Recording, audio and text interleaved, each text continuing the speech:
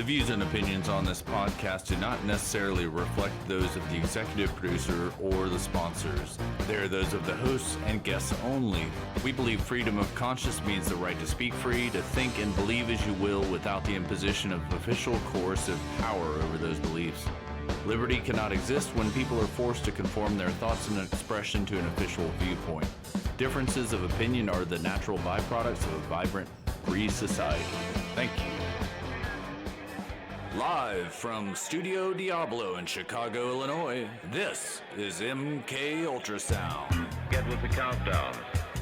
I speak jive. Forget it, man. Blast off for Kicksville. Shake this square world. Blast off for Kicksville. I speak jive. Forget it, man. Get with the countdown. I speak jive. Forget it, man. Blast off for Kicksville. Shake this square world. Blast off for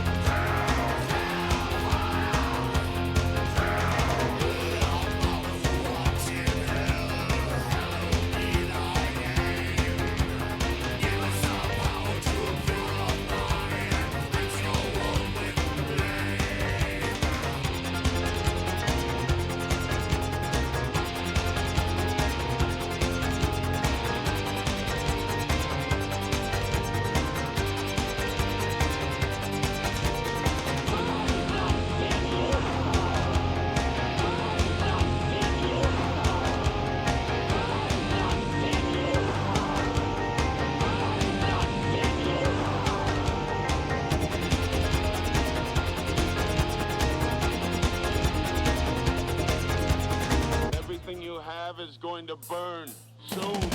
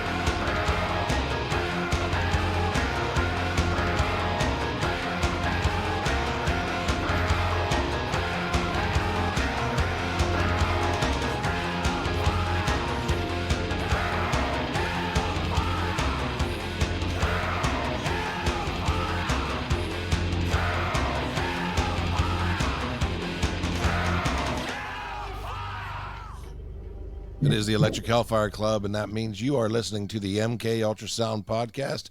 I am your flight commander, or as Linda in upstate Michigan would call me, Rear Admiral. or you could just refer to me as Alexander the Ass Man. Speaking of Ass Man, I've got the Tit Man on the phone. I've got my buddy, MK Ultra photographer since 1995, Mr. Mike Shoemaker in Evansville. How are you, man? Well, I'm doing all right. Yeah, I'm feeling upbeat.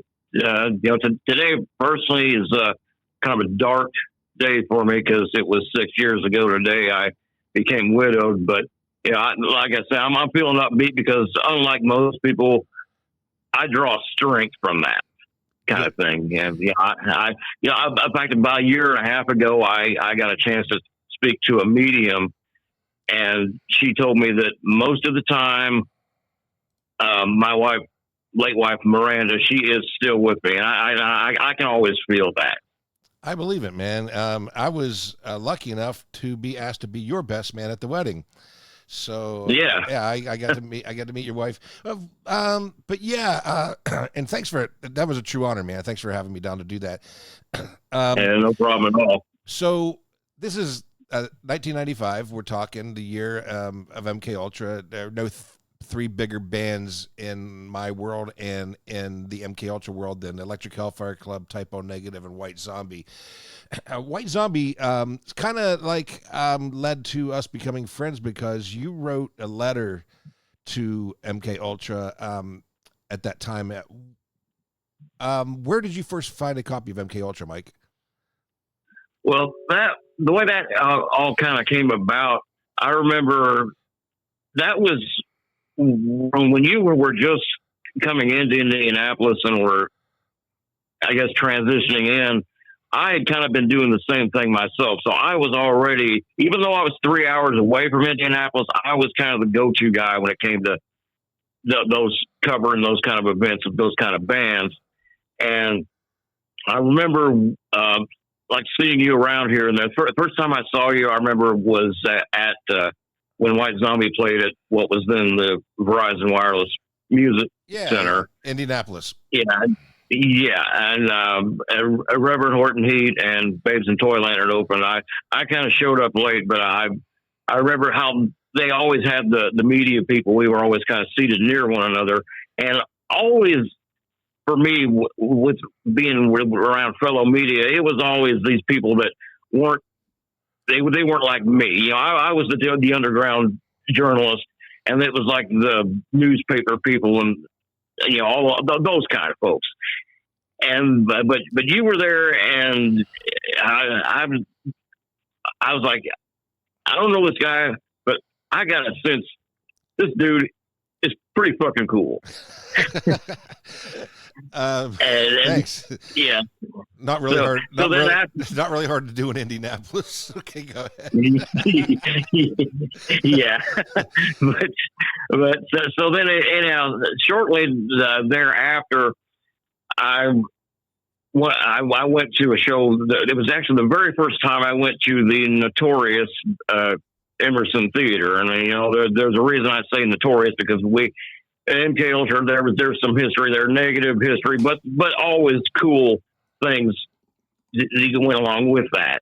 Yeah. Still, well, we know what the problem with there wasn't quite it wasn't the building itself. It was the jerk that was running it at the time.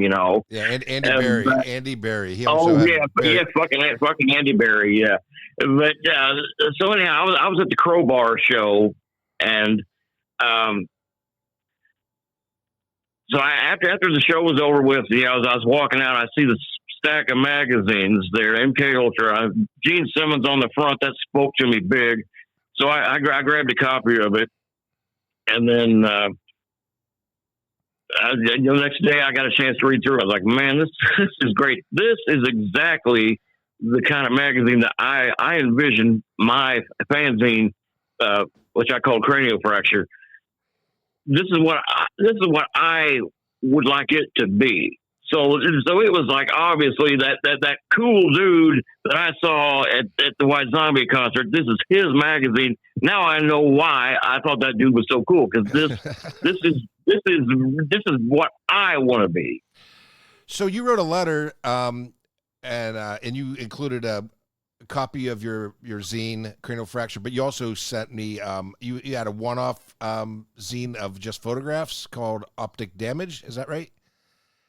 Yeah, that was because I did so much photography, and I had a lot of really good photos that I had never published, and I was like, these need to be seen. So I just kind of slapped together, something to get those photos out there so people could get a good look at them.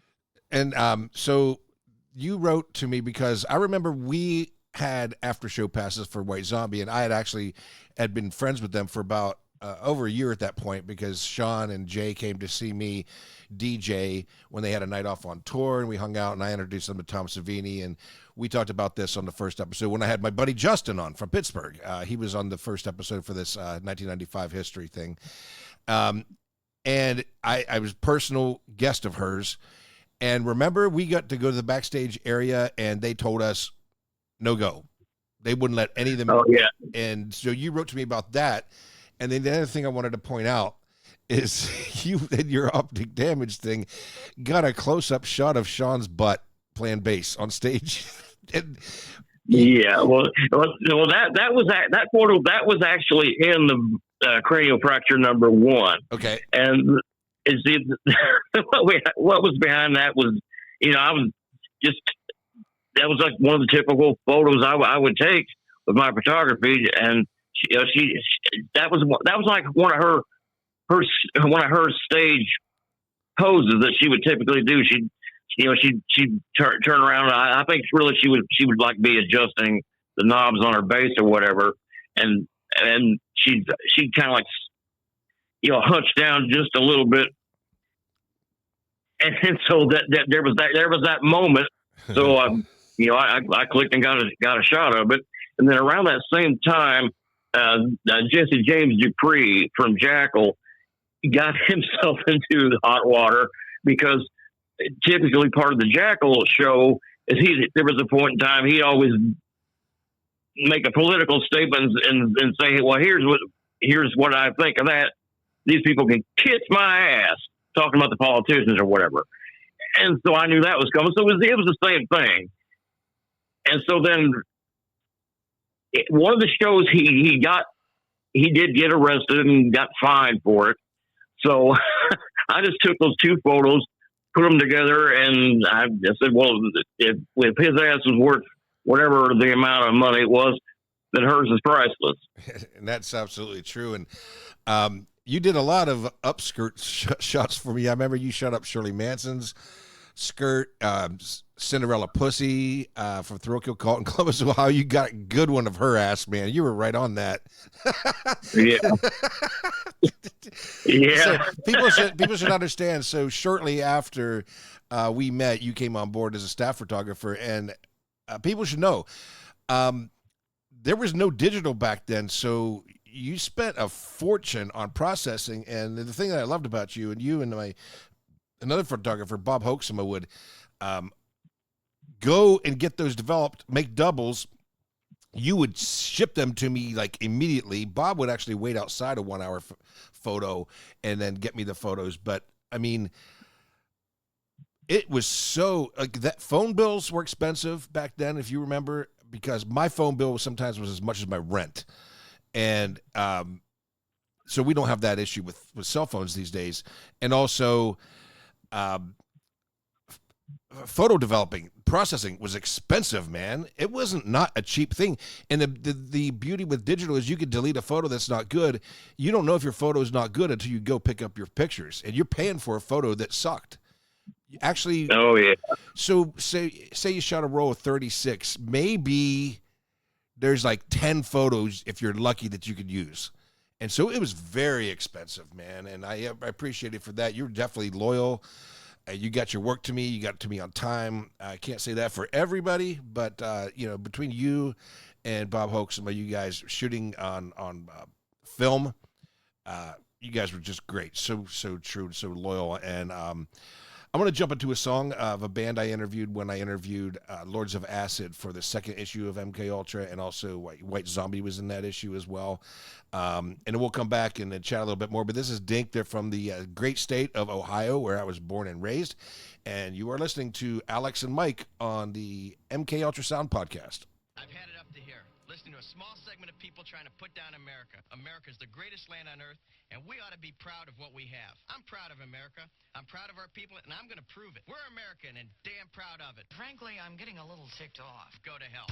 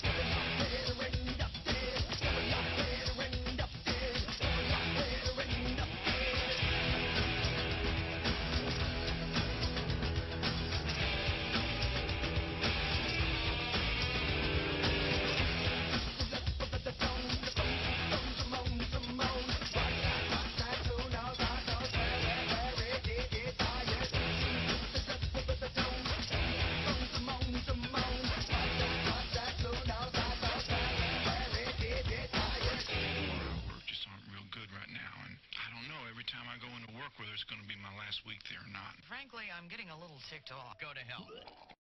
This spring, DSN Music has new stuff from Subsonic featuring Ron Marks, showcasing a cover of the classic Billy Preston hit, Will It Go Round in Circles. Will it go round in circles? Will it fly high like a bird up in the sky? Will it go round in circles? Will it fly high like a bird up in the sky? Will It Go Round in Circles, the new single from Subsonic, drops worldwide this spring via DSN Music. Available worldwide via all online and mobile music stores. All right, that's another MK Ultra connection there. DSN Music, my friends out on the western end of our great country and in my wonderful state of Arizona and Las Vegas, Nevada. DSN is out of there. They once had the amazing radio station called Loud Radio that broadcast out of Flagstaff and Sedona back in the day, and I had a Sunday night show on that network. So I want to point that out. Mike, real quick, I wanted to bring up the reason I called you Tit Man is because you like boobs, and I remember, Yeah. I remember you used to like rattle off back before internet. What were your 3 favorite titty magazines back in the day?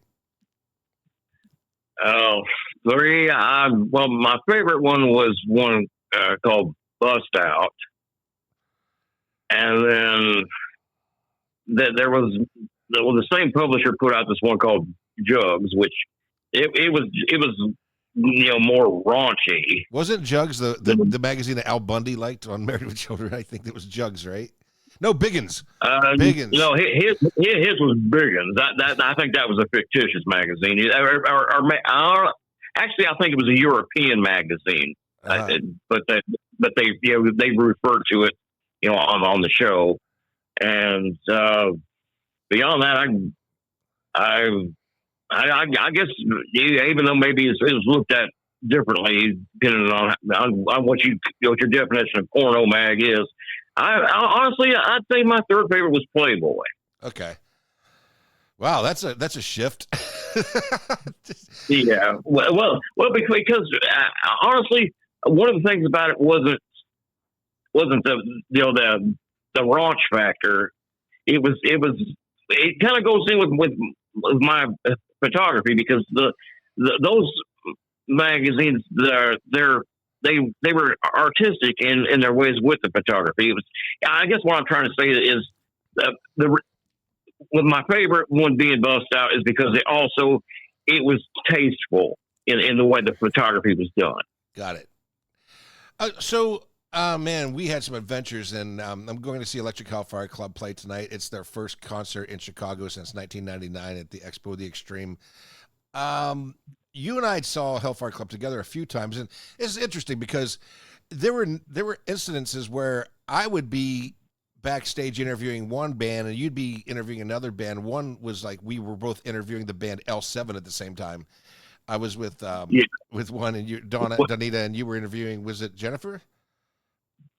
Susie. Okay, yeah. And that was crazy how these things happen. And then in Cincinnati, we were down there. I'm sorry, in Louisville, we went down for Hellfire Club, and woo, that was a day. Holy fuck, what a wild 4th of July, 1997.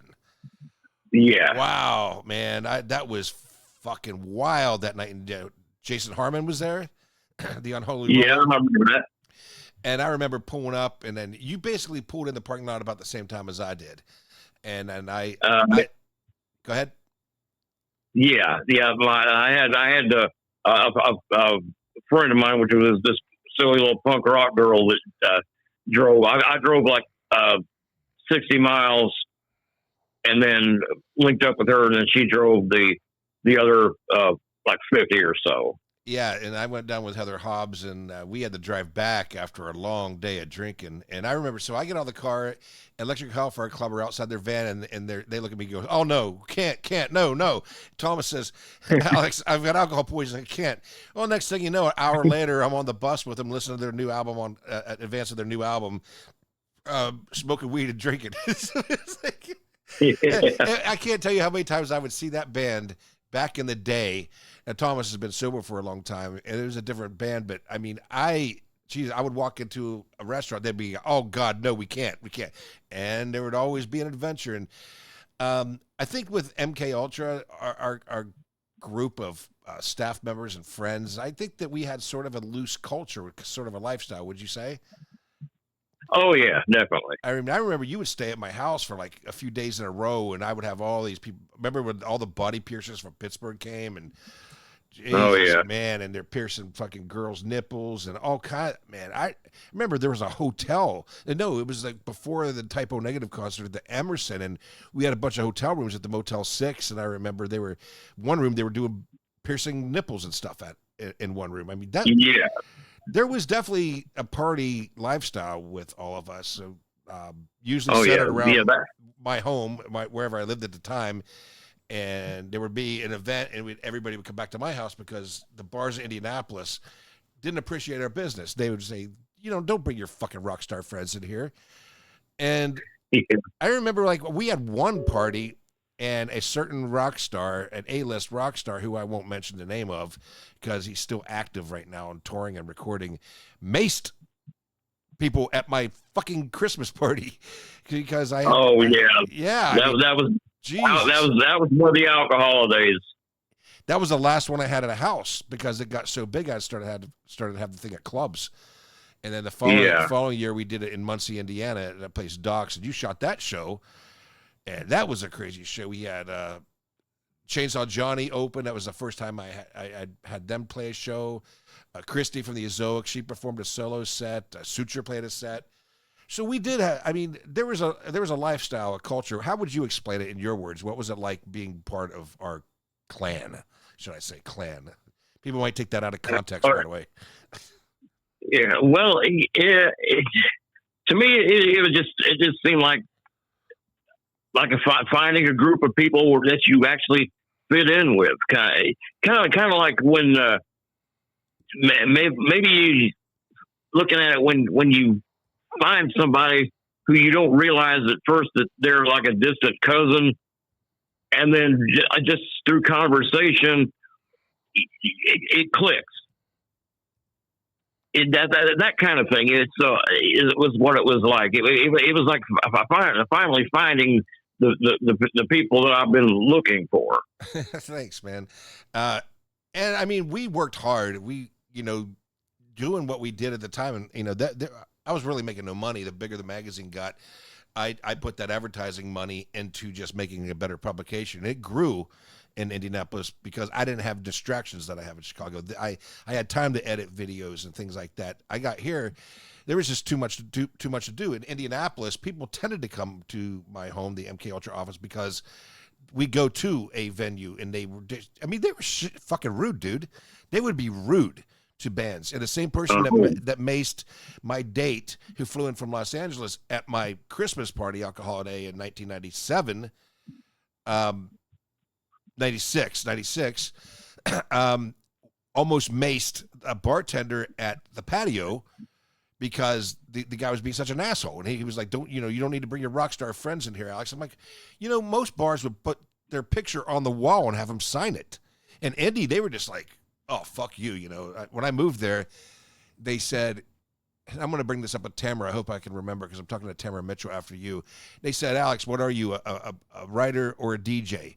I'm like, well, both. You can't be both. I'm like, say that to Andy Warhol. Look what he did. He did everything. I mean, you're telling me I can't be a DJ and a writer at the same time. That's their state of mind in that fucking city, man. It's just, you can't wear fucking different hats. And you couldn't, Chicago's unique in the sense that you could DJ at different bars on different nights. So like if I was DJing at Liars Club, I could also DJ at a club Roby's across town and they wouldn't fire me. At Pittsburgh or Columbus or Indianapolis, if you DJ'd at one of their so-called competition, you got fired.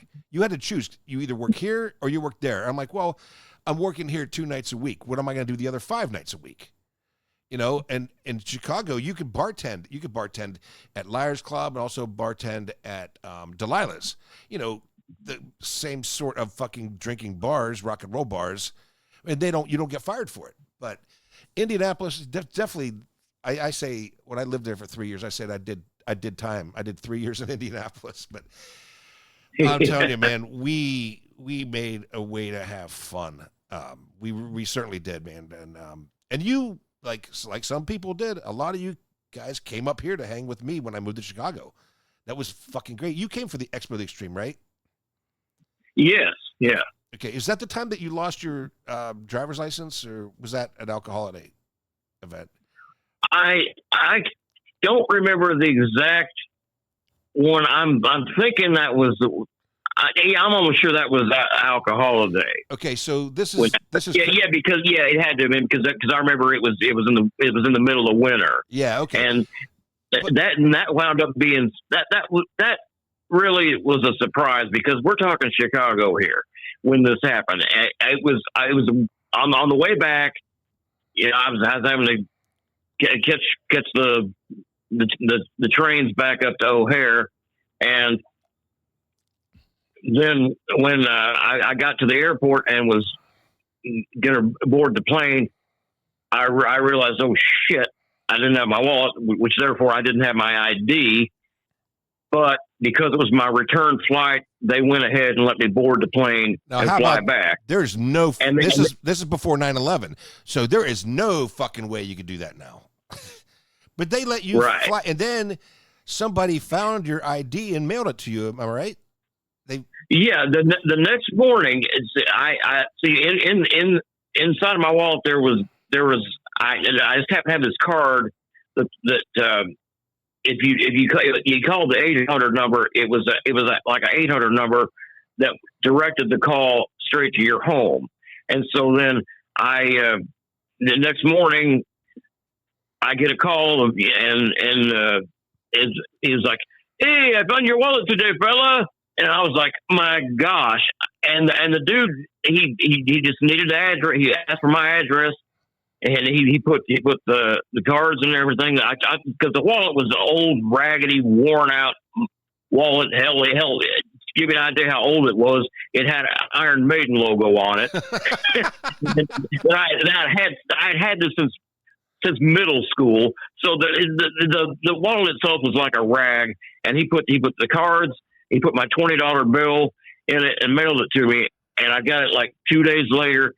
And I wanted to, that's mind blowing. That this would be for Chicago with this rough, reputation that it supposedly has.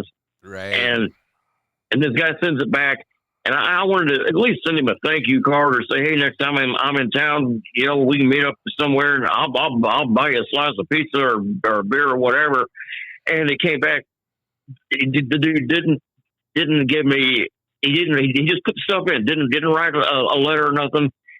Didn't even put his name on the return address. He just put the address itself. The guy was a true good Samaritan, and he chose to remain anonymous.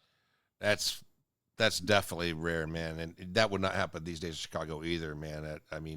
This is not the same city that I moved to like 30 plus years ago. I mean, this is almost 30 years now, just shy of 30 years, so 18 years. I've been in the same fucking apartment since 2007, man.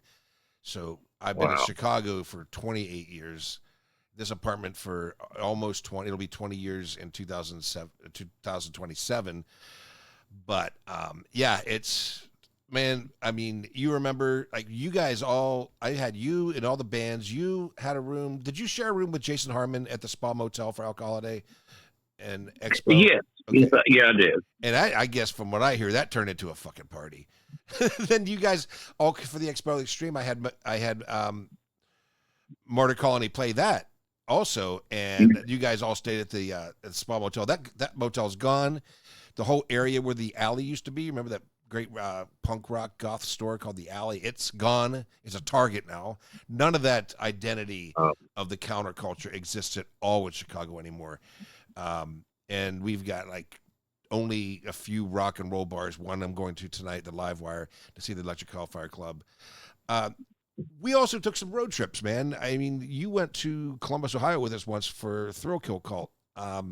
You followed Heather and I. We all... Remember, we would stop and get a shitty roadside motel, and yeah, and then I don't remember. I remember one thing going there, and you were following us, and we stopped in Richmond, Indiana, and went to a Burger King, and they had a toy Dracula that came out of the coffin there. That's one thing for that trip I remember. And then we went to Indy. Oh no, we went to Columbus. Where did we stay? I don't remember. We stayed at my brother's, right? Well, we stayed in some cheap no-tell motel one night, and then I think we stayed at your brother's the other. Right. Dude, I got a picture of you with your dick out at my brother's place. Yeah, I remember. I think that photo you wound up sending that to Andre of Emerald Fear, and she was like, "Woo!" She's like, "Hey, big boy." I sent that picture to a lot of people, man. It was fucking surely fun. Oh my God. And then we had the after show party with Thrill Kill Cult in Columbus, Ohio, and everybody came out for that. I mean, we had, we took the party with us because I would go out of town and have after show parties for the bands that we went to work with. So that just goes to show, I mean, even in the early days of MK Ultra, we were immediately involved with the people that were our subjects. We actually built friendships and relationships with them that still last to this day. So that was an amazing kind of a culture thing. And there, of course, we had characters like Damon Zex. He was something else. Yeah. Can you point out some people that are like memorial to you that you have good memories of or fun memories of that were part of the staff back in the old days?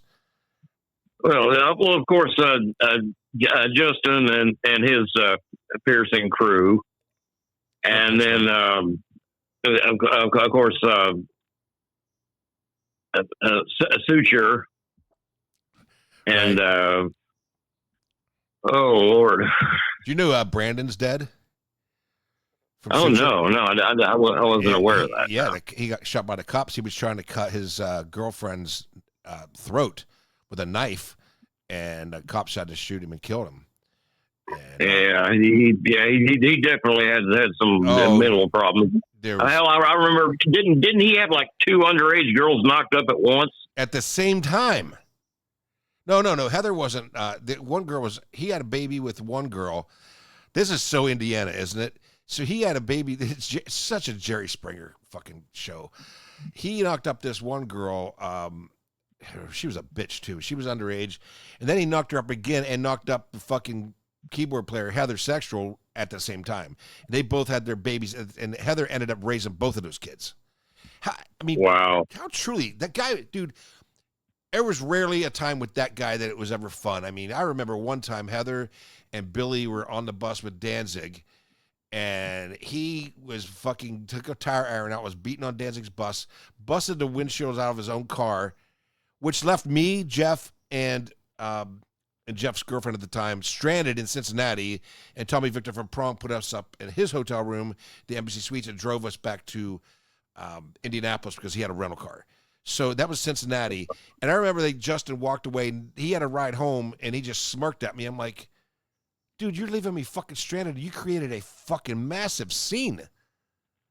There was never a time with that guy that ended good ever. He was a very destructive, violent human being and just a psychotic mess, man. And he tended to take people down with him. So that was a negative side, but everything else. So there was Christy from the Azoic. Remember, you gave her a kiss after Alcohol Holiday in Muncie. She lives in Spain now. She got married to this fucking awesome dude from Germany. Oh my God, we really, really got along, me and this guy. And I hated to see them move, but that's a different story in itself. Christy was another one who was there for the whole ride, man. She was at the Alcohol Holiday where somebody got maced. Remember that, man? It was Alcohol Holiday 1996, and Tommy Victor from Prong was there. Dave Porter, Dave Death from Dessau, and John Elliott from Dessau were there. Dave Death also played in Sons of Regret. Christy from the Azoic. We had fucking rock stars at our parties at my house. That was fucking that's nuts. I had actresses from Hollywood flew in. They were in like B movies, like Femalian and all the Full Moon shit. The guys that did Puppet Master, 2 of those actresses came in, and oh my God, dude, those girls are beautiful, and the guys in Indianapolis just didn't know how to deal with women of that caliber. Speaking of women of caliber, we got a story about this one. This is from Babes in Toyland in 1995. Their stab at mainstream success, which was short-lived, unfortunately. But this is their song "Sweet 69" on the MK Ultrasound podcast.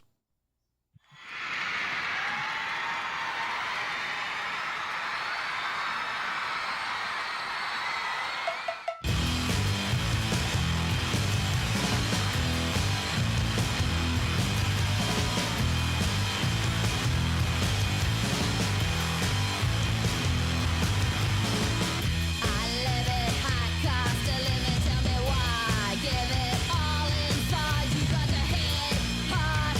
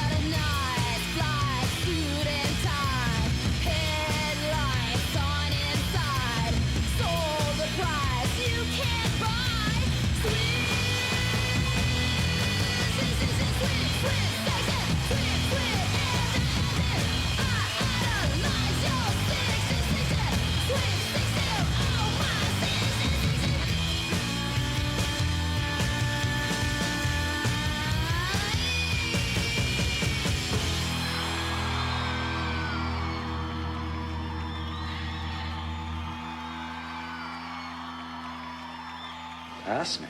These don't belong to me. I'm not the ass man. I think there's been a mistake. What's your name again? Cosmo Kramer. Cosmo Kramer. You are the ass man. Ass, titties. No, I'm not the ass man. Well, as far as the state of New York is concerned, you are. Ass and titties. Ass man, titties, titties, ass and titties. Ass man, ass man. Dr. Cosmo Kramer, proctologist. Ass man, ass man. Did you get your new plates? Oh, yeah, I got my new plates. But they mixed them up. Somebody got mine and I got their vanity plates. What did they say? ass man, ass man, Ass man, ass man. ass man. I'll give him ass man. Ass man, ass man. Ass man, ass man.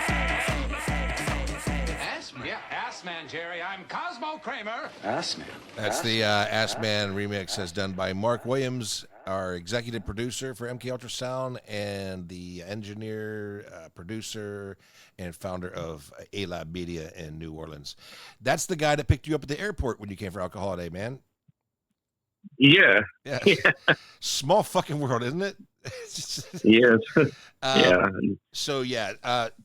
So Babes in Toyland, we've got history with that. First of all, when I was still a freelance writer, I had to cover Skinny Puppy in Columbus, Ohio at the Newport Music Hall, and Babes in Toyland were opening, and I ended up partying with them at a bar down the street and got really, really, really fucked up with them. Or they got me really, really, really fucked up when they drew all over me with fucking Sharpies. I had to explain that to my girlfriend when I got home. So yeah, I went with Jeff Brown, Creepy, and I went to the Emerson, which basically it was just a walk from my apartment back then, and saw Babes in Toyland and interviewed the drummer. And that's where you and I met in person for the first time. Yeah, at least I'd say that was where the initial real first contact was at, because I remember that day was, I think that was when you first put that issue out. That was like the first place that you took a large amount of them to distribute. And I remember after the show was over with, as I was getting ready to leave, I was familiar with the magazine at that point, and I was like, hot damn, a new issue of this to check out. Rather than just taking one, I was like, hell with it, and I grabbed like a whole big massive amount of them.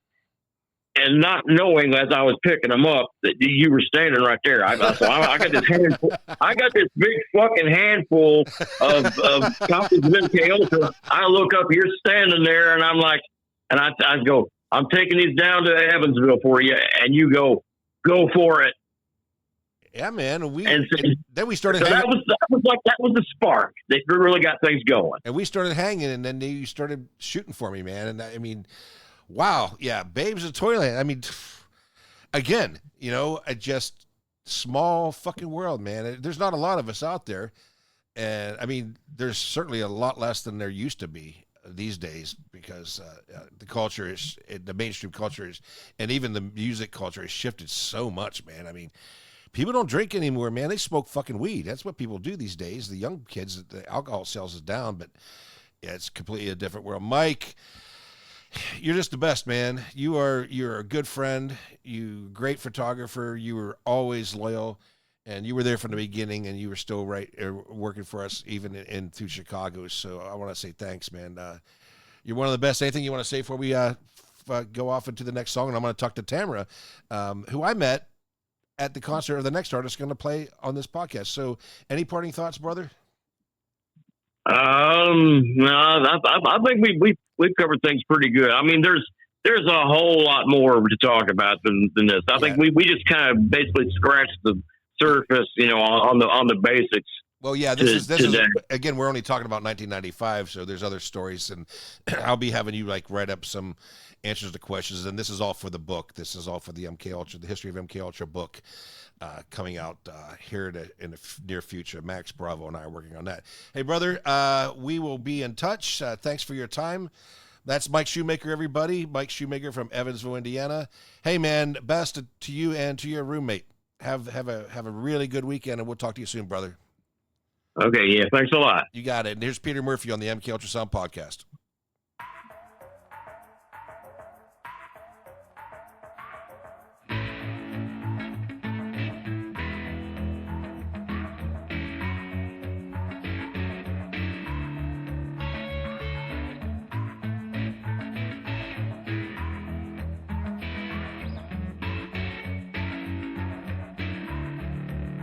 to the crowd, to the world. You were so dry, and with the token bird I made, sent it to fly right to your side. With the broken wing you sailed, oh, like winter in July. A barren river wide, I pray for the flood to wash on you. It's here, I'll be with you.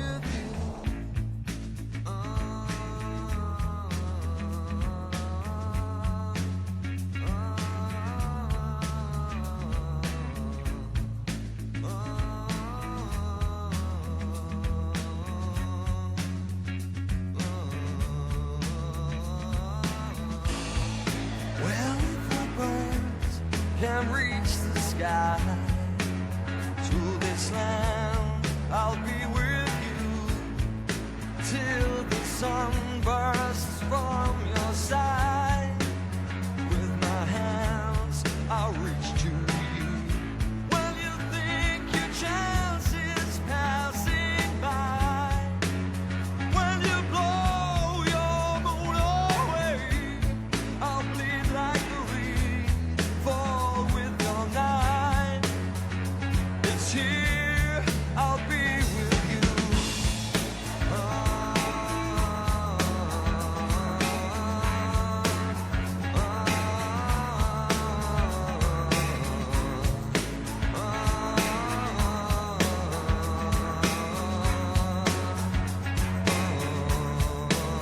To the crowd, to the world, you were so dry, and with the token bird I made, sent it to fly right to your side. With the broken wings you sail, oh, like winter in July. A barren river wide, I'll pray for the flood to wash on you. It's here, I'll stay with you.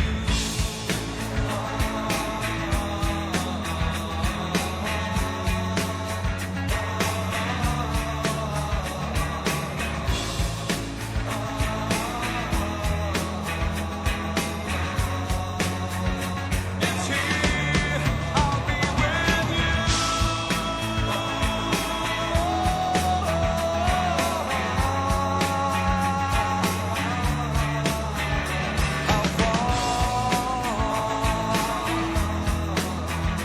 I'll fall, I'll fall, I'll fall, I'll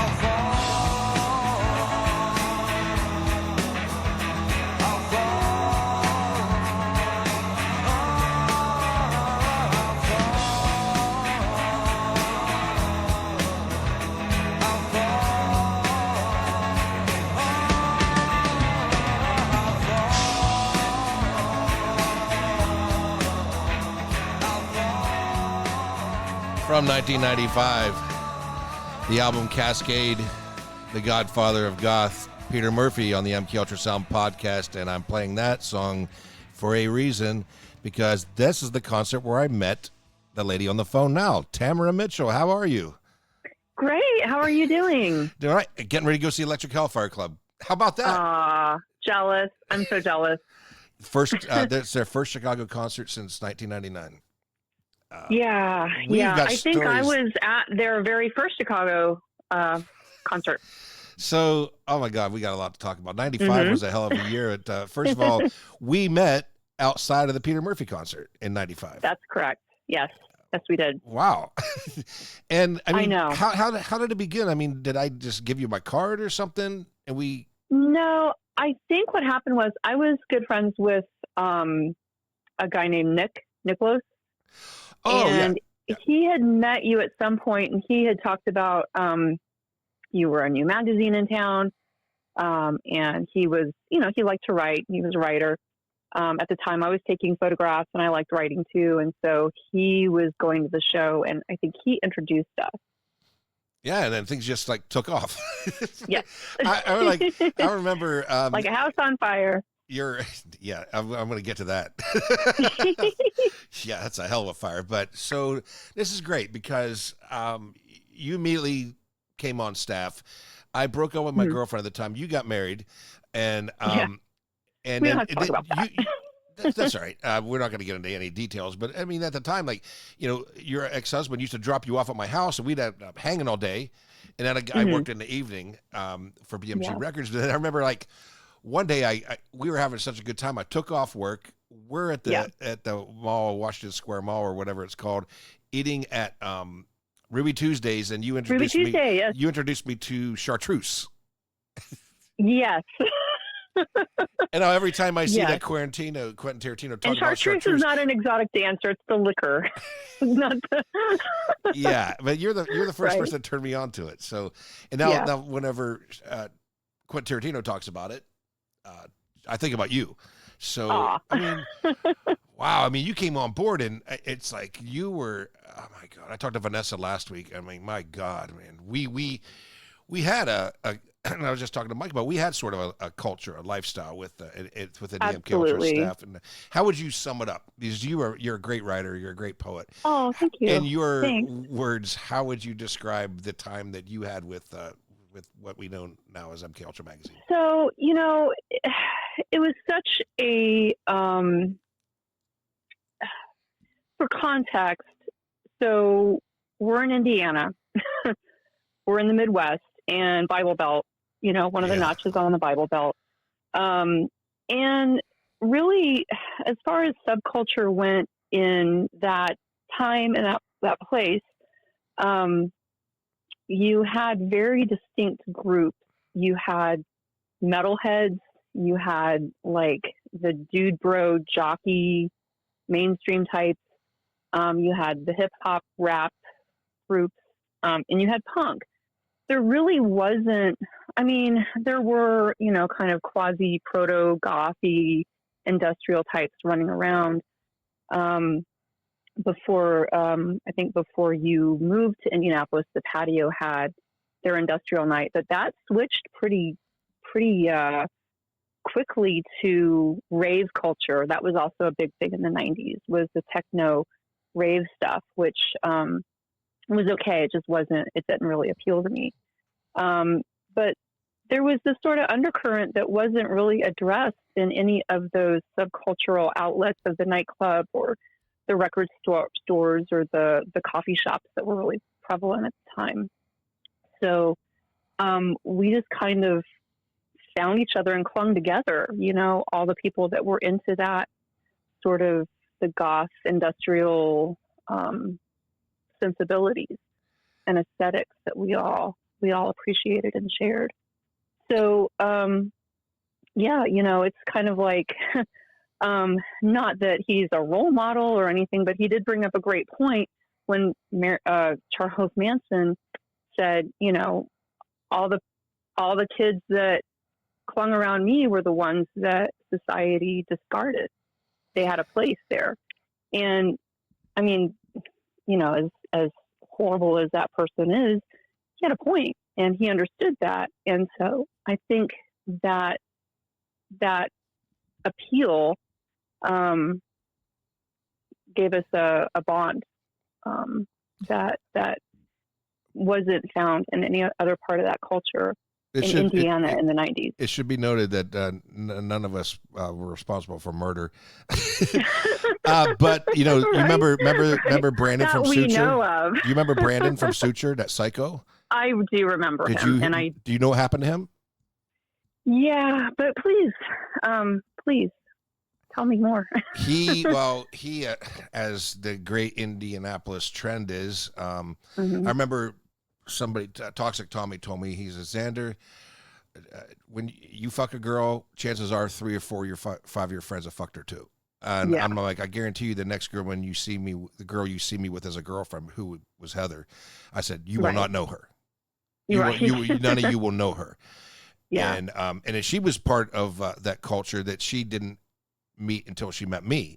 And we hit it off at a Typo Negative concert, and we're a couple from the minute we met.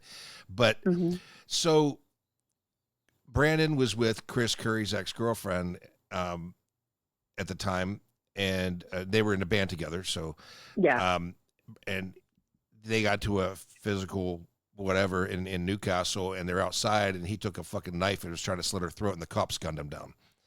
Yeah, we knew that Brandon's story was not going to end well. Right. I mean, no matter where we went, trouble was with that fucking guy. I mean, and it was all his fault. I remember Columbus, Ohio once. I went out there for I think it was Hellfire Club in Danzig. And I was with you at that time. I went on that road trip with you. Oh, that's right. And, that's and right. And we stayed at your friend's house in Dublin, I think. Joe Dempster, Hi, Joe. He's out in Arizona now. He's married and happy. So Joe's still a good fucking good friend to me, man. I actually visited him out there one time. But Joe's such a great dude. Yeah, man, he would host a lot of people at his place. Yeah, he was very kind and very welcoming. So I don't. Were you with us when Brandon was driving us back and he was taking his car and slamming into other parked cars? I was not with you at that point because I was hanging out with Damon at that point. Okay, so, because we were there for Danzig and that's when Cold Chamber first joined the tour. Yeah. And Danzig and Electric Hellfire Club again. Yeah. So I want to get to that. So, but we had a lot of characters in our circle. I mean, Damon Sachs, Jesus Christ, there was not a bigger, more fucking bold character than him. And I remember your ex once referred to, and I thought about this doing dishes last night. I'm like, Tamara's ex referred to, trying to be mean, referred to Damon and I as Beavis and Butthead. I'm like, in his perspective, he's probably pretty close to the truth. It's probably accurate some assessment. So I'm going to play this band Prick coming up. I love them. Yeah. But here's a story. So I remember shortly after my first trip to Indianapolis, and I came back up with Pam again at the time after Convergence. I met you, and I'm in Indy, and you called me. You were on an extended honeymoon, and living in a hotel in Downers Grove, and you said, "Hey, the Electric Hellfire Club are playing at the Exit tonight," and it was the first concert that new Exit venue had ever had. Yeah, and I had met the Hellfire Club at Convergence, but had not yet seen them live. So it was me and Nick, the guy you mentioned. And Taco, we drove up, and the first thing I said to everybody, I said to everybody, "Hey guys, everybody got their IDs? Yeah. Check. I'm like, okay. Yeah. We get up here, go to the Exit, and Taco doesn't have his ID.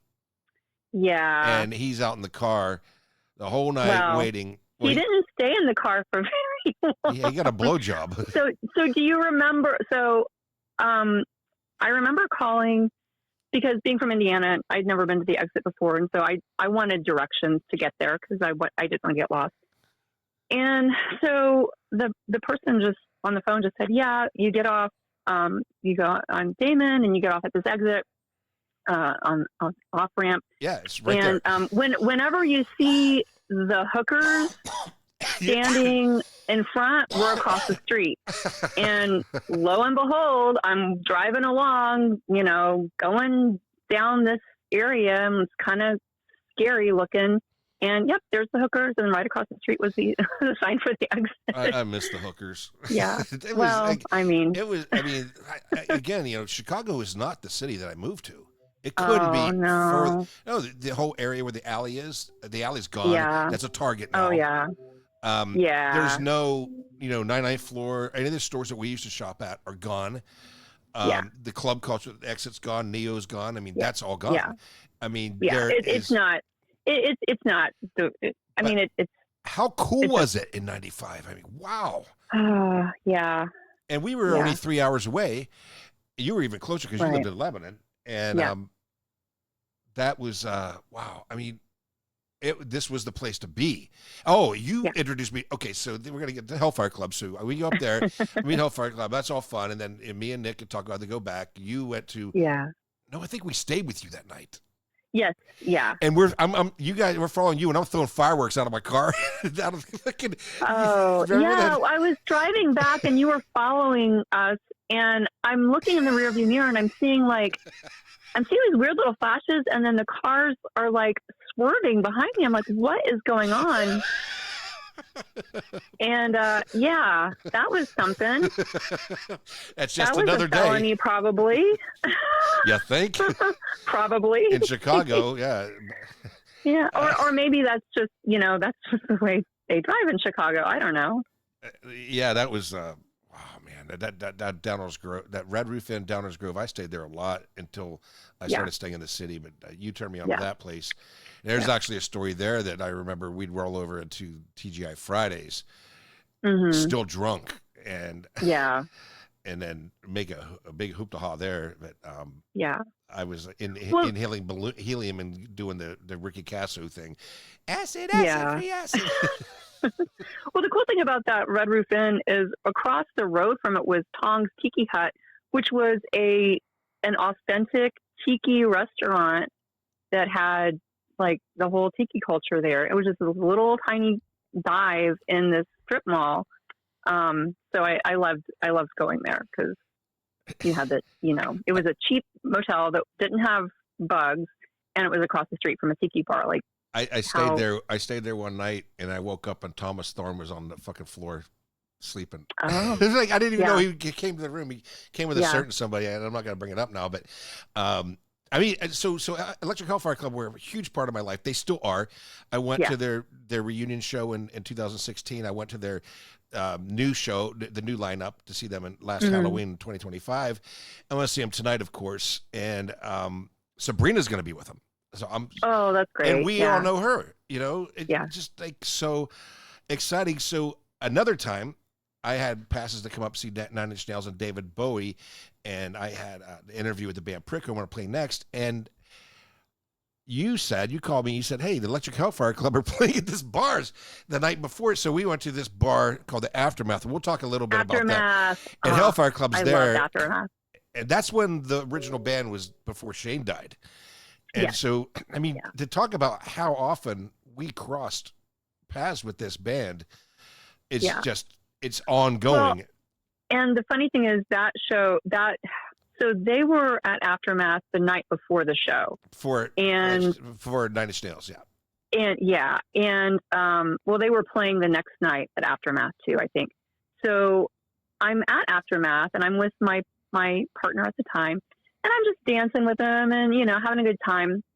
And I had seen Hellfire Club before, and Thomas Thorne is sitting there with, I think it was the drummer, and Rich Frost, I think is his name. And they're staring at me like really hard and kind of like, this is great.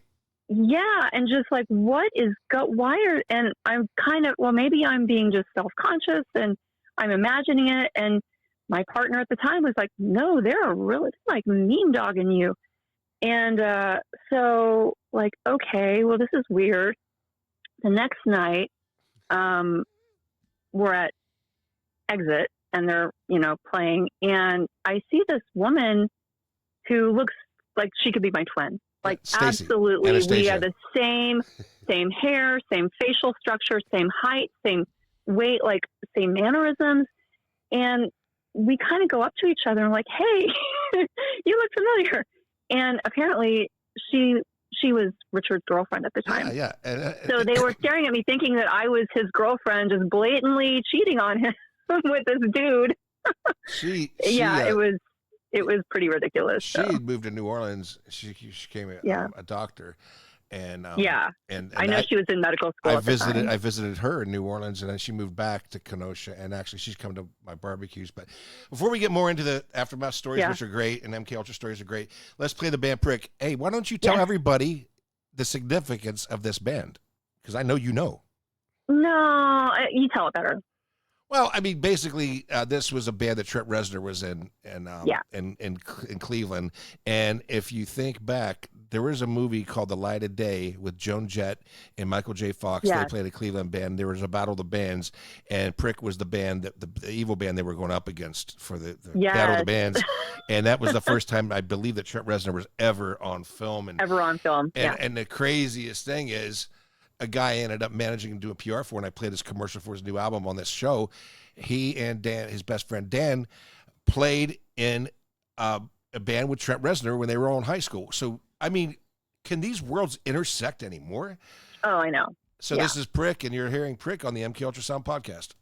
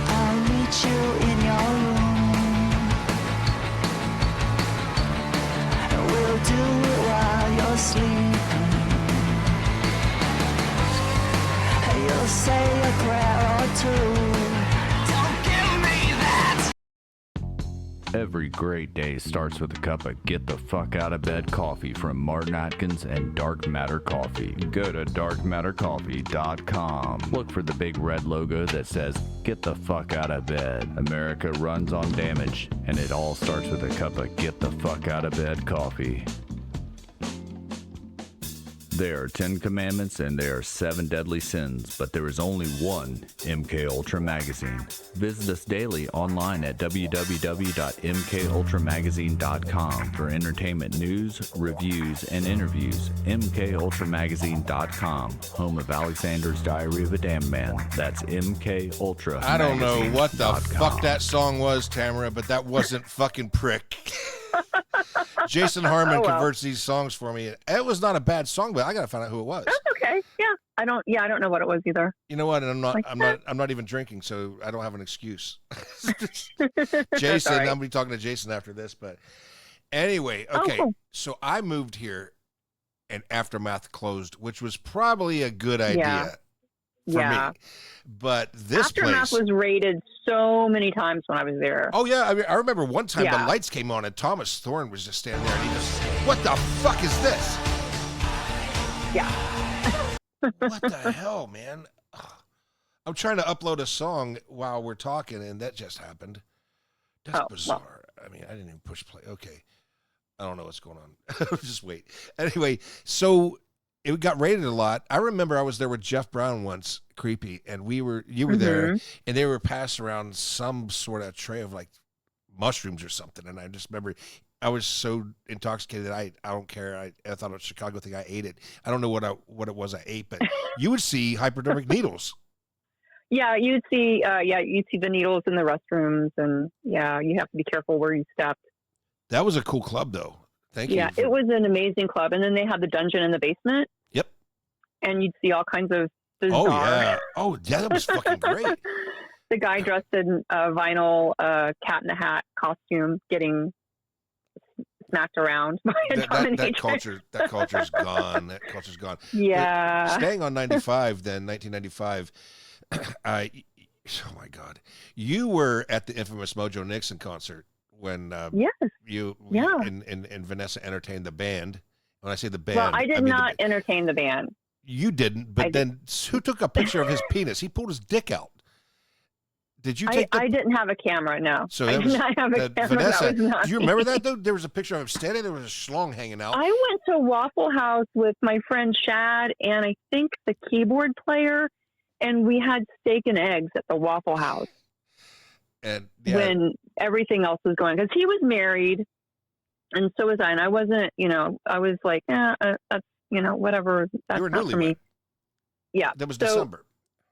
Yeah, and I went with Chad, my friend Chad, and then who was from Chicago, and then we took the keyboard player. I think it was the keyboard player, and we all just had Waffle House. We sat around Waffle House bullshitting, eating steak and eggs, and drinking coffee until the sun came up. Then we took them back to, I think it was the Knights Inn they were staying at, and.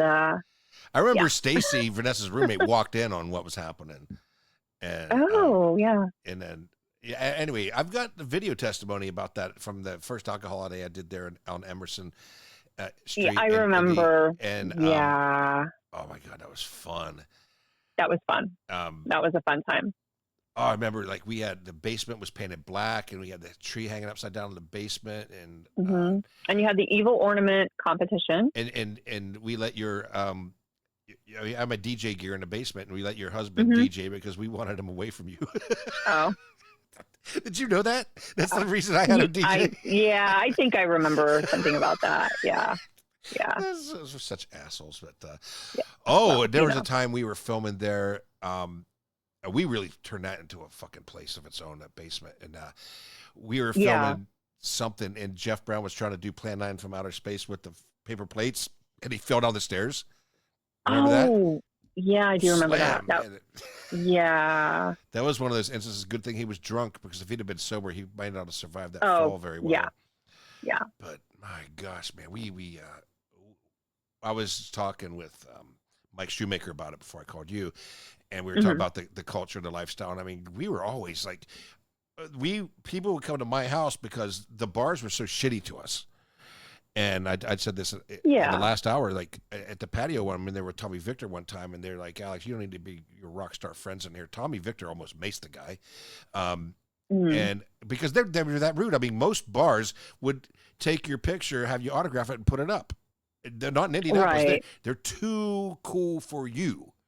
And I was accused of taking over the scene. I'm like, you don't have a scene. And I'm just doing what I do, by the way. I'm just doing what I do.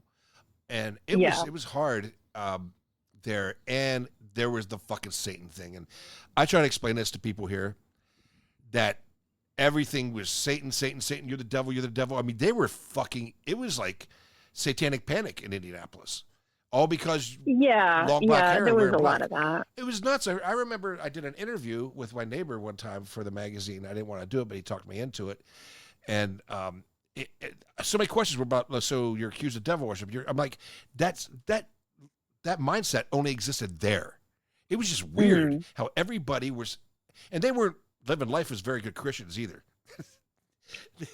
They weren't. Well, yeah. I mean, it's, you had to get some of that stuff because you had the long black hair, you dress like us.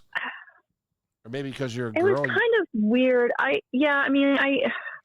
got a lot of that. I remember before I met my ex-husband, I was dating a guy, part of my Dungeons and Dragons group.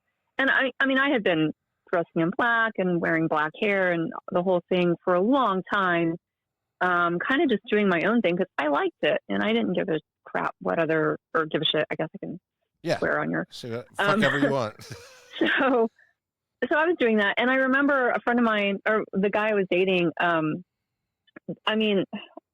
like others' music. I mean, I love like Sid Barrett era Pink Floyd, and we went to this laser light show, and of course, there's all these assholes there. And, insulting me by calling me Morticia, like that isn't the biggest compliment that you could give somebody like She was gorgeous. So I'm like, you think that's an insult, but you're an idiot. If you think Morticia is like something to be reviled, like give me a break, So yeah, I mean, I get that, but I took it as like an endorsement. Like if these assholes think that about me, then I'm doing everything right, So it didn't bother me that much because first of all, I know they're, it's coming from a place of ignorance. And second, like, I don't like, do I need the approval of people that don't know shit from fuck? Like who cares? So, that was a good one. That was Ruthie from Ozark. I don't know shit from fuck. Shit, I don't know shit I've about never fuck. seen that. I've heard the phrase, and you would love that show. Yeah. So why don't we get off center here for a minute, off topic, and tell everybody what you do for work now. This is very interesting. Oh, yeah. So yeah, I moved to California. It's been 10 years now, which is mind blowing to me. Wow. But I know. I was living in Denver. I was involved with somebody who ended up not being a really good person for me. Surprise, surprise. My rose-colored glasses, like every every flag, every red flag just looks like a flag. But I ended up moving to California, and I got involved with my first job was records position at a law enforcement agency. And after about a year, I really liked it. I was really into it. I really loved learning about the law. Criminal law was really interesting to me. And then I got a shot at trying out a position that opened in evidence. I thought, yeah, okay. I learned everything I could that first year about records, so let's try something new. So they put me in there, and basically I learned all the property and evidence aspect of it, and then like crime scene investigation. So they sent me to crime scene school. I learned crime scenes and forensic photography. I can do blood stain analysis. I also learned forensic interviewing for child victims of sex abuse and physical abuse. So that's what I do now. I love it. It's the best, most rewarding career I've ever had. And I might change the route that I took to get here if I could change things, but I wouldn't change where I ended up because I just love it. That's excellent. And that noise in the background, we're having a plane. There's like an airplane festival going on, so you can hear like the airplanes. Okay, I don't hear, but that's fine. I heard some voices, but okay. Yep. So back to MK Ultra land, and then you escaped Indiana and moved to Columbus, Ohio. I did, and you became sort of a TV star. Well, okay. It was. You did a public access show with our friend David Sachs, a performance artist. In his day, there was nobody like him. I remember coming here. I'm looking for apartments, and they're like, "Hey, aren't you on that show, Damon Zex?" I'm like, "That's me." Yeah. There was nothing like it. It was great. You talk about a creative human being. A guy was creative. Yeah. And so we were able to stay in touch through that, and you were still doing some work for MK Ultra for a while, and then right. Then you were on Sally Jesse Raphael, and what was it, Jerry Springer? Oh yeah, we that was kind of a weird because we knew somebody he was an agent for those shows Paul who would Bear. find people, and I don't understand why anyone didn't think it was fake. I don't understand anyone who didn't think that this is Dude, because it's all it's television. Tamara, It's make that believe. guy tried to get me to come on that show before I moved here. He wouldn't stop calling me, and it's scripted. But people were like, "Oh, I got a trip and a meal." But it's funny, like they pick you up in a limo, but they just send you home send you back to the airport in a taxi cab or whatever. Yeah, You get a coupon to go out at Neo. You get a coupon to eat. They put you up in a room. you do the show. Some people like who have no life, which you had a life. You and your partner at the time, Damon, had a life, but Damon was doing it to boost his career. They said, hey, we're going to set it up with you and two girls fighting over you. I'm like, they said it'd be good publicity for your magazine. I'm like, I don't want that kind of publicity. Yeah. The guy didn't stop calling me until I canceled my phone number in Indianapolis, and I never let him have my phone number here. Yeah. But Columbus, Ohio, that had a fucking rock scene, man. I mean, in a club scene. It did. I mean, and it still does, from what I understand. I mean, obviously, I haven't lived there for like probably 15 years now, but the Crazy Mamas and the Nut Brothers. That place shut down like right after I moved there. But I got to know both Charlie and Bruce, and awesome, they were just amazing characters. Like they don't even seem real. I mean, Alex Baby, Bruce, like, oh my God, he's still the same too. He's just, and that, I mean, but there was like Magnolia Thunder Pussy, where Arturo already worked there, and he was in the band Martyr Colony. I mean, there's still used kids, it's still open, but High Street back in the day was just nothing but clubs. In the underground music scene, that's where I started, where I became a writer. Yeah, was Columbus, Ohio, and I was a club DJ. Yeah, and then, then what was no surprise to me, you became friends with my brother. I love your brother. Who I fucking love more than anything other than my significant other. Blue is just, and he was like, I like talking to Tamara. She's an intelligent person to talk to. I'm like, no shit. I mean, I still quote your line, the tree scratching the sky is Plumbing Road. I was like, you are, but my brother, he's also mind alive. And you two built a friendship, and that made me so happy. Oh, yeah.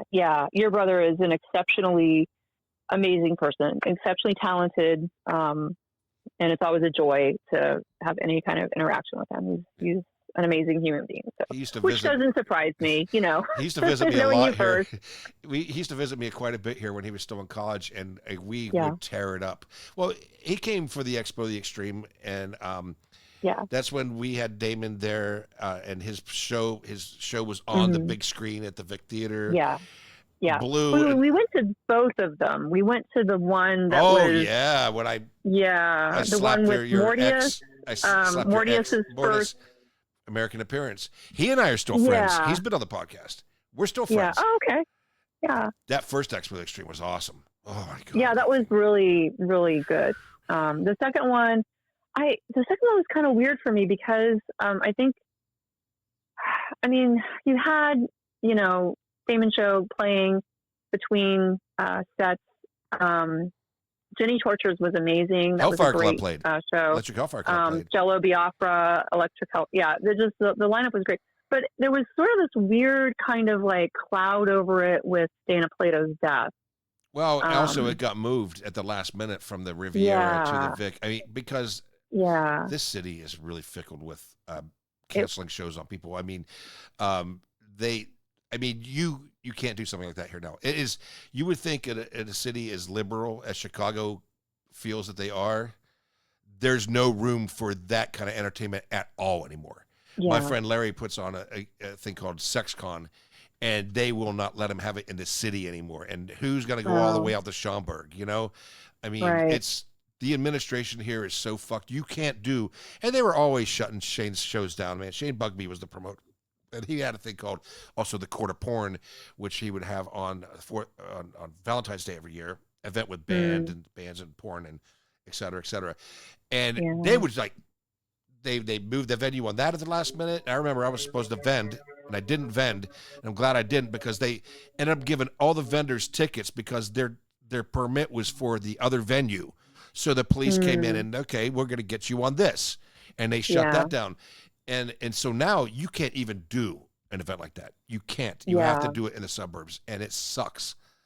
And it's just. I mean, that's just that's woke part of the whole gentrification. They took woke too far. I mean, just too far. It's like, wait a minute. This doesn't offend me, but what I couldn't do MK Ultra now, Tamara. You know that. Yeah. I was praised for being outrageous and offensive, but we did it and I remember one review said they go out of their way to be crude, rude, and offensive, but they do it in a rather unique way, and they make fun of the local populace. But that wasn't hard to do in Indianapolis either. Right. And my God, I mean, you were there for so many shows with us. I mean, Alcoholidays, when Alcoholiday got so big, we had to move it to a club, and then there was drama with that fucking promoter because of your ex. And they tried to take me for money. Then Justin ended up working the door and made sure I got my money, which wasn't my money. It was for the bands, but I wanted to make sure the bands got paid.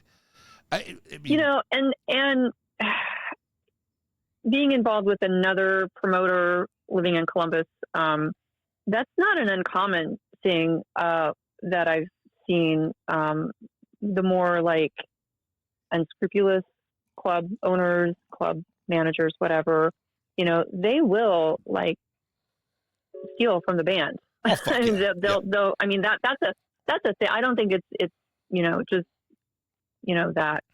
that particular promoter or club owner or club manager. I think that's just inherent in the system. Unfortunately, it's the whole concept of nightclubs have always been sort of part of the outlaw culture and, and like the gangster type mentality of, I get mine, fuck you. Yep. So, luckily now the clubs, that's just par for the course. The clubs that I work with now, and I don't do events I do very rarely, but when I was heavily doing events like 10 years ago, the clubs I work with are great. They're honest. They're fucking good people. Yeah. And I only, but they're friends. And that's the thing. If you remember, I had a pre-show party at Liars Club for the Expo the Extreme. And I was talking to Jason about this before you, or Shoemaker and Jason Harmon about this. Oh, by the way, Thomas Thorne calls Jason the original Unholy Roller. Isn't that fucking great? I love it. So, and you guys all stayed at the Spa Motel, I think. I had a pre-show party at Liars Club, and all the bands and everybody came there the night before, and then the first night of the show, it was a birthday party of one of the girls in the LA band that I booked on the show, Doppelganger. So we had a party at my house then, and then we always. I mean, wow. I mean. There was, I mean, isn't it crazy how we're all still connected? It's just nuts. Like, poor Artie had a stroke, but, Joe still communicates with me. I still communicate with Artie when I can. It's like, we're all still. Yeah, it's surprising that we're all still alive. Some of us. The staff of the first issue, Big Mike's dead, Jimmy's dead, and Denard Summers is dead. And Big Chris is dead. So 4 of my fucking crew from my first issue are dead. Yeah. I mean, so, and it really makes, because I've actually, I take a lot better care of myself these days because I'm getting up there. But, but you have to, because I could not continue to live life the way I used to. But at the same time, the magazine, it couldn't exist now. You could not do what we did then. I mean, those personal ads we would make up to make fun of people, that shit was fucking nuts. Well, and there are no personal ads anymore. Like back then, the thing is you could get one of the free weeklies, the Nouveau in Indianapolis or the Reader in Chicago, Village Voice in New York. I don't even know if any of those exist anymore. But in the back pages were gold. They had all these just amazing. Oh, is it still around? It's not what it was. It's smaller. So it's the same. It's all that quirkiness, all the personal ads in the back were just hilarious, and sometimes they were kind of like moving, and some of them were just like ridiculous, and they were part of the entertainment. They were part of that media engagement. Because it was through those personal ads that you would connect with people. Now you just go on social media and you find people to laugh at. But then it was like in print, and you couldn't just delete it because it was in print. I met Pam, 5,000 copies. The girl I moved to Indianapolis with. I met her through a personal ad in Pittsburgh, and I learned my lesson. Actually, no, I did an online one in same fucking nightmare. It was the three redheads that I've been involved with, women who aren't natural redheads, have got me in big trouble. And I've learned my lesson. And two of those I met through personal ads. But my personal, I was like, if you're afraid of the dark, don't contact me. And I was like hardworking, fun-loving night owl in search of same or something. I met Pale was a nightmare. But do you have time to talk a little bit more after the next song?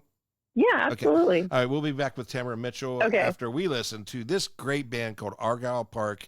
It was a project by this guy in New York City, and actually they worked with Cell Dweller, Circle of Dust, and Tommy Victor was on the album. Nice. So this is, I gotta make sure I play the right one. What the hell? You know what? This could be an issue. So let me start this. Let's play Leather Strip. How's that sound? Okay. All right. This is Leather Strip on the MK from 1995. Leather Strip. Nice. And you're listening to the thing went away on the MK Ultrasound podcast.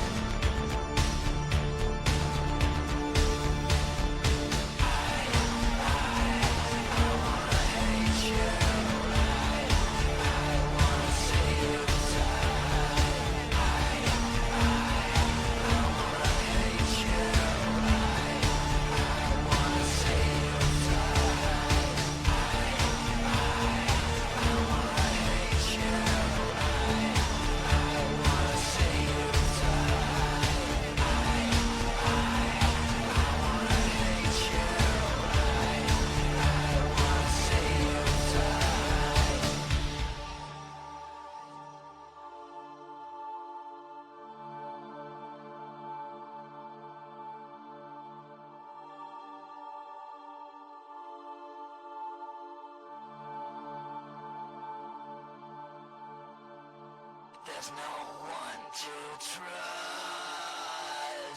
It's all kept inside. There's no one to love. There's nowhere to hide. I wanna hate you.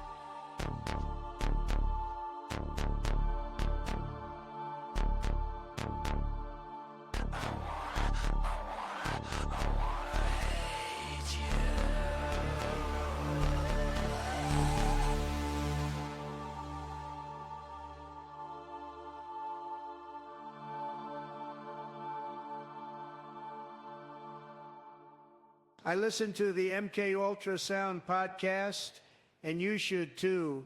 It's tremendous. The greatest, most highly rated podcast in the world. It's very highly rated. Other podcasts are very jealous. They are all very jealous. Alex and Max are the most intelligent hosts I have ever heard. Their listeners are the smartest people that listen to podcasts. They are all very, very smart. Other podcasts are washed up and for losers. That's why I listen to the MK Ultra Sound podcast. Their guests are all tremendous and very popular and get very high ratings. He's so predictable, isn't he? I mean, really. We put that in the AI. Who let Pawpaw out?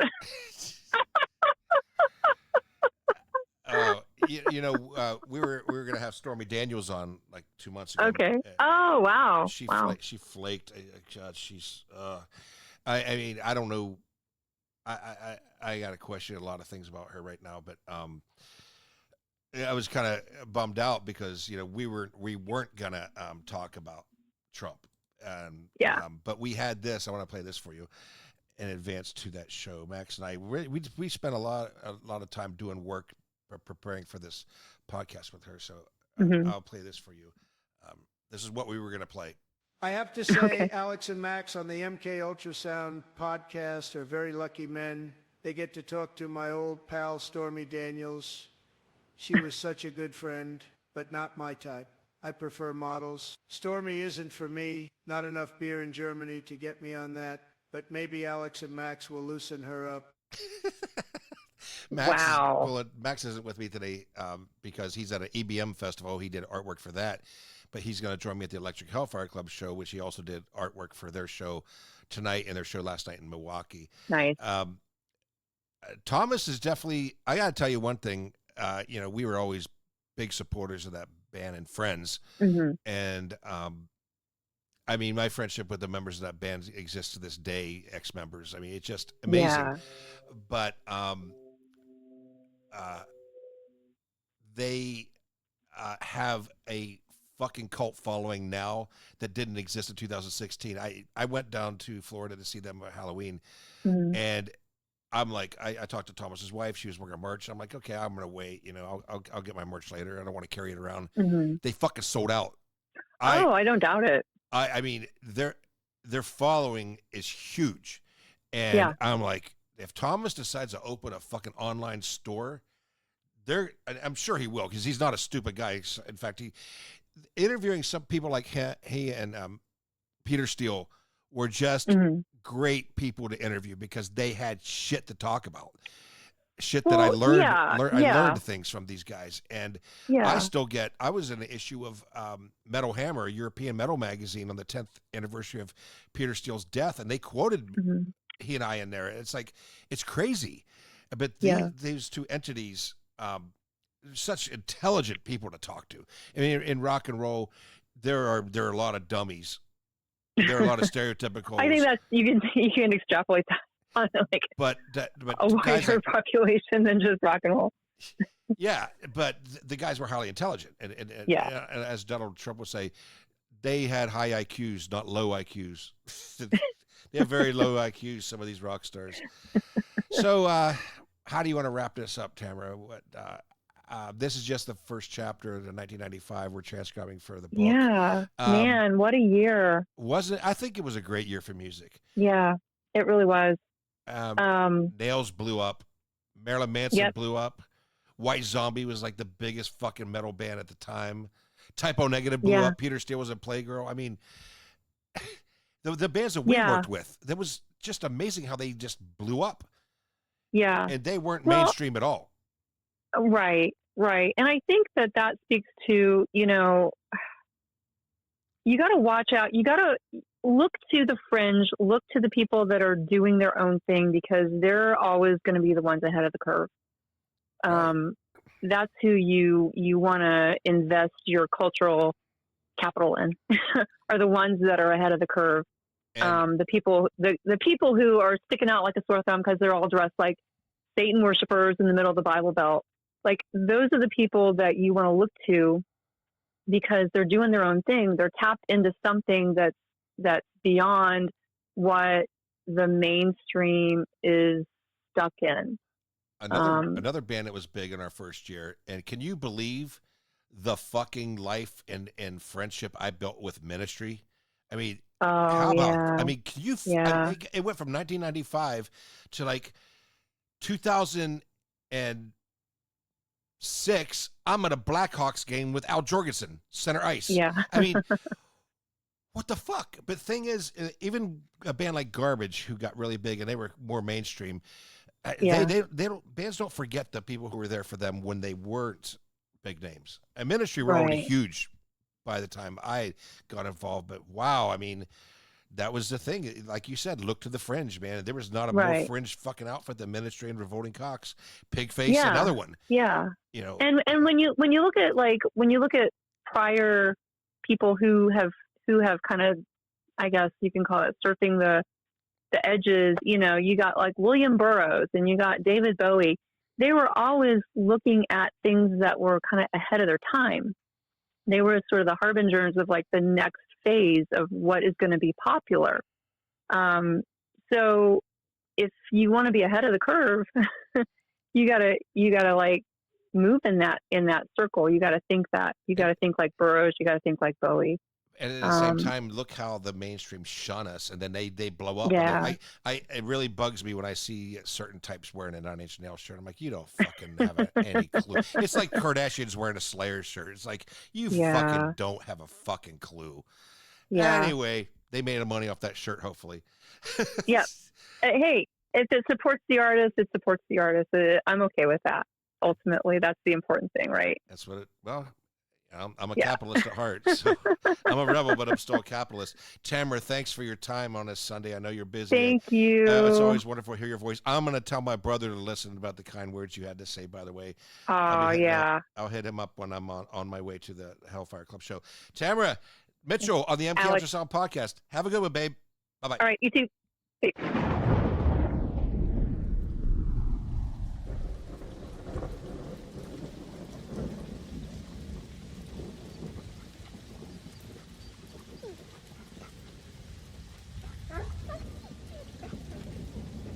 Here it is, my life. My pain now lays before your feet. Listen to these words and do with them what you will. Though I ask you to curse judgment's fist and open your mind to my greatest fears. For this world has beaten me down, and I've shed more than my share of tears. So with that in mind, I greet you into a reality of nothingness and bitter dark, and welcome you to my home of escape, my refuge, Argyle Park.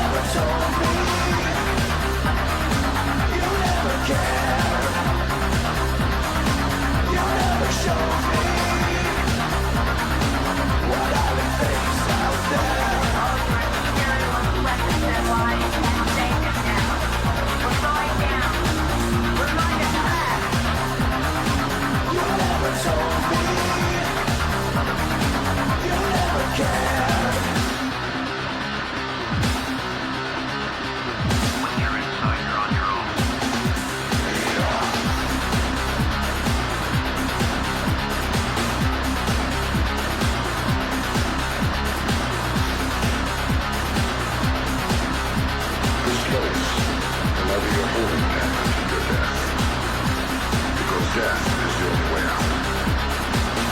There's no chance to improve here. No possibility of escape. Or condemned. Either accepted or die.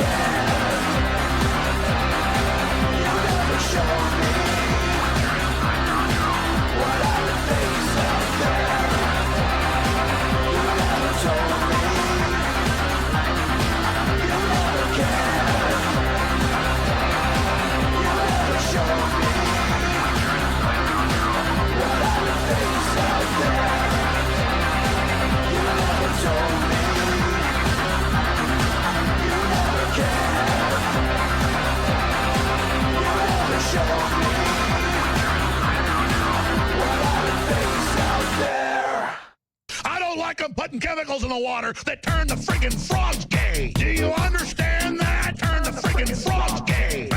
Serious crap. Gay. Frogs, friggin' frogs. It's not funny. I'm gonna say it real slow for you. Gay. Frogs.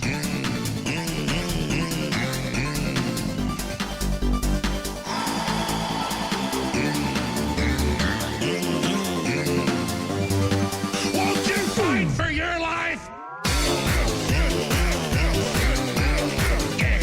Friggin' frogs! I don't like a frog!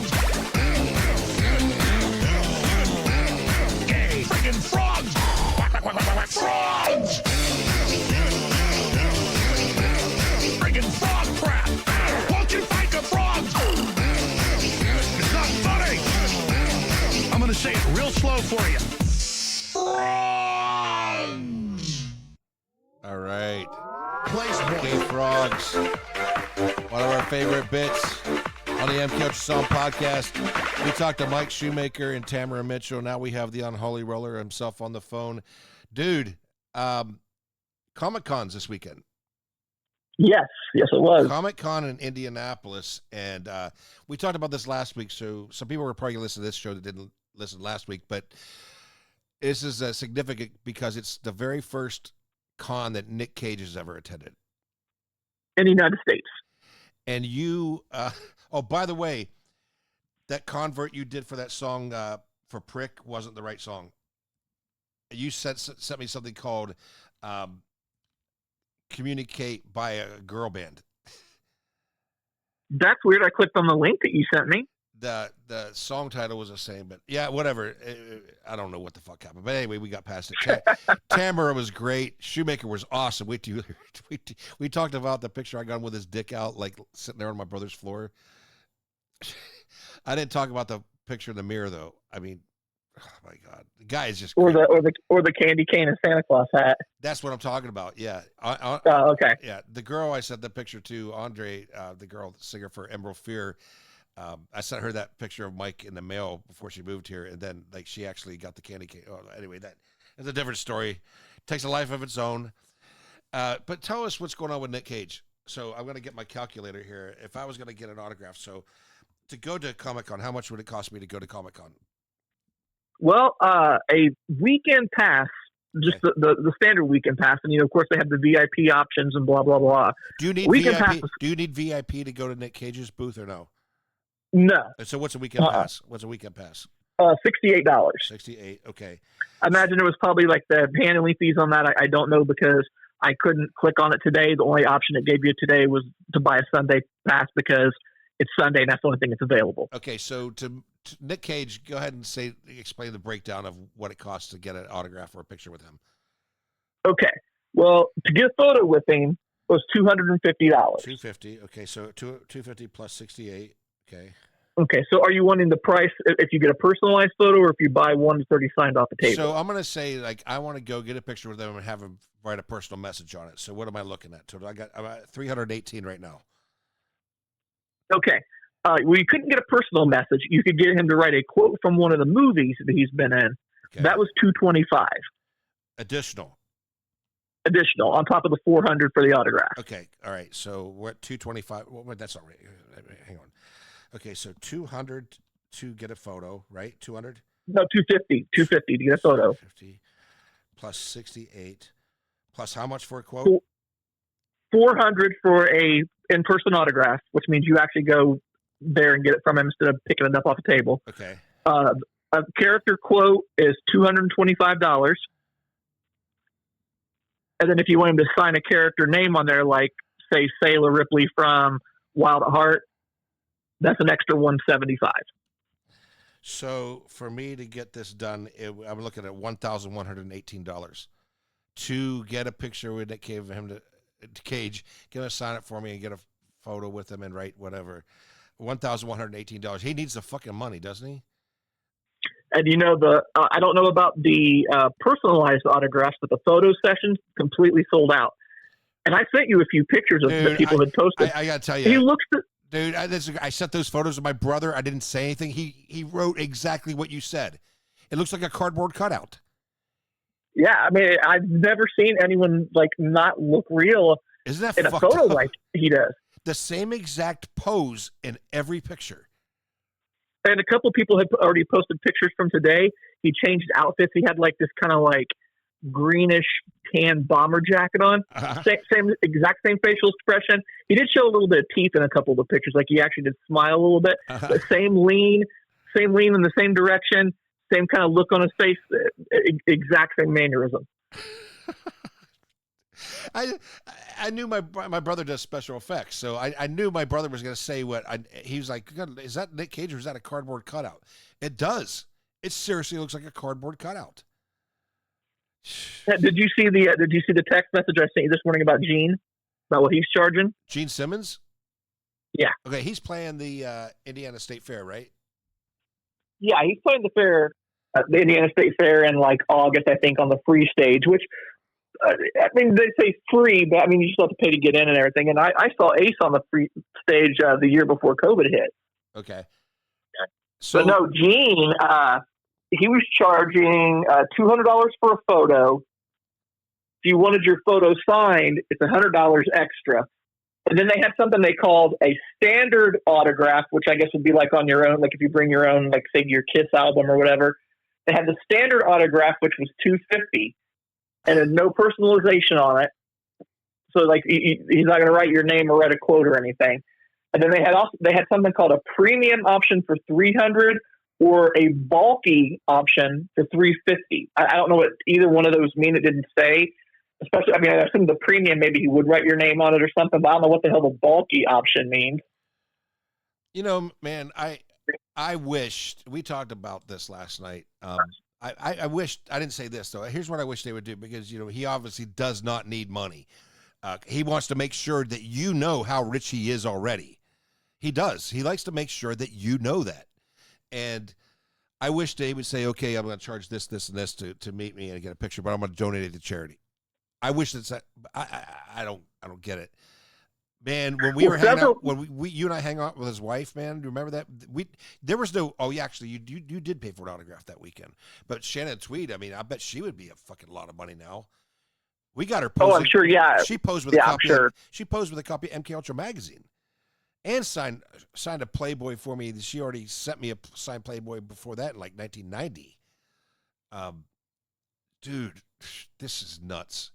But the thing about the Nick Cage thing is about the photos. About the sorry, man. About the charity thing. I was at a con probably 10, 15 years ago, and John Landis was there, and he was signing for charity. I mean, I don't remember how much he was charging, maybe $100. but it was going to charity. But he would only sign items like personalized, like to Alex or to Jason. And this guy had an American Werewolf in London poster. He didn't want it personalized because he'd had a bunch of other people from American Werewolf in London sign it, and it wasn't personalized. And John said, "I'm only doing it personalized." And the guy said, "Well, how much to unpersonalize it?" The guy ended up paying like $300. But again, it just stated up front that all the money was going to charity. Yeah, I should have a charity create. I'm going to do a fundraiser at my next show, and all the money goes to the Human Fund. You know, George Costanza. All right, whatever. Are we playing the game today or not? I'm up for it. I got my questions ready. Oh, you are? Okay. Well, I gotta get the thing from UHF. This. And I gotta talk to you about a convert for next week. But no, actually, I don't need it now. I gotta get that Cooney from UHF going. Let's play the game as our intro. But yeah, I'm sure I can find it. But for now, we'll just do this. The incredible, outrageous rock group wants you to kiss your face. Introducing Kiss Your Face Makeup. Just like the makeup worn by Gene, Paul, Peter, or Ace. Kiss Your Face Makeup has all the equipment you need. Professional makeup, brushes, and cream remover with makeup diagrams so you can look like Gene, look like Paul, look like Peter, or look like Ace. So kiss your face and get your act together. Kiss Your Face Makeup is from Remco. If I ever see a guy in Peter Criss makeup, I want to take a Sharpie and draw a penis on the side of his face. You know how people do that when you pass out? They draw a dick on your face. I'll do that. Remember the episode of Family Guy when Lois had the Peter Criss makeup on? Yeah, and nobody wants to be Peter Criss, not even Peter Criss. Yeah, nobody wants to be Peter Criss, not even Peter Criss. Didn't it turn out that she was a groupie for Gene Simmons at one point? I don't remember that, but I don't remember that. She was, yeah. Fucking Family Guy. But nothing's better than King of the Hill, though. Nothing. So go ahead. Just do 3 because we're at 2 hours now. Okay. How many light bulbs were in the original Kiss logo sign used for stage performances? Oh, you asshole. Wow. Was that on the deck? That's a good one. I don't know. I can only guess. Let's say 150. Wow, you were pretty close. 164. Okay. Wow. All right. Okay. Hang on just a second. Let's play the game.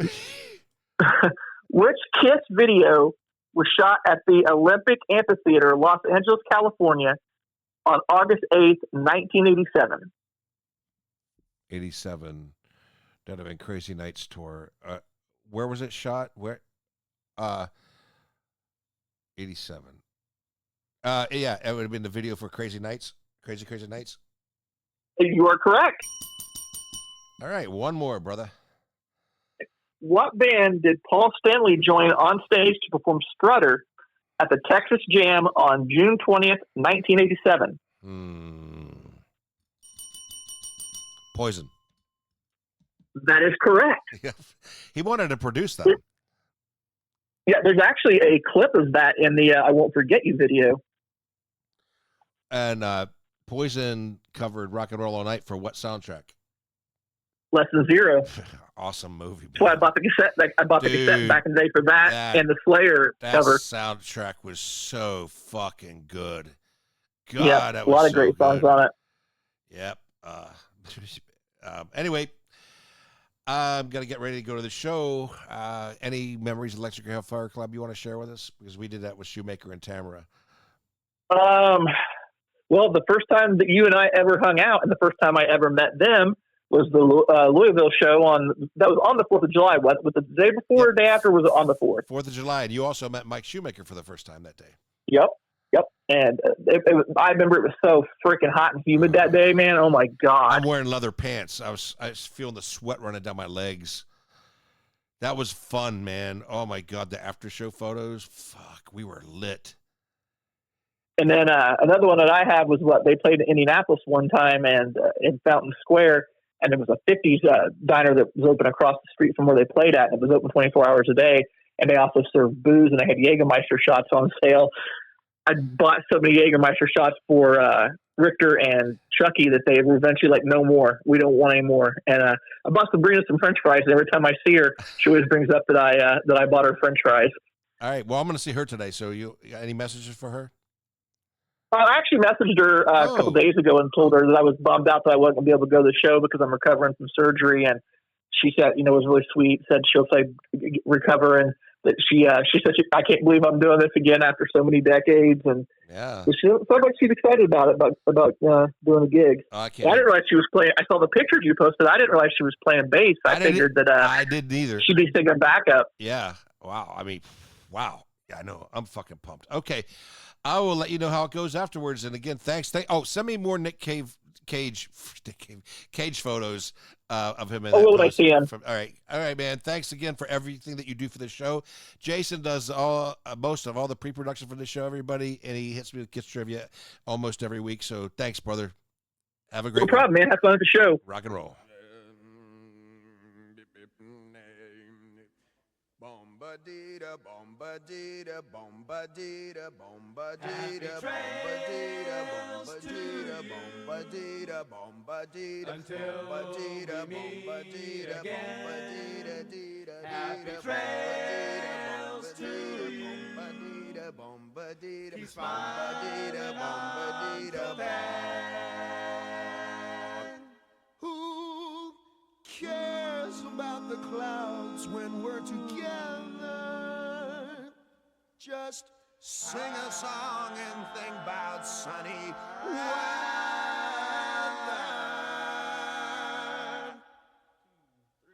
Happy trails to you till we meet again.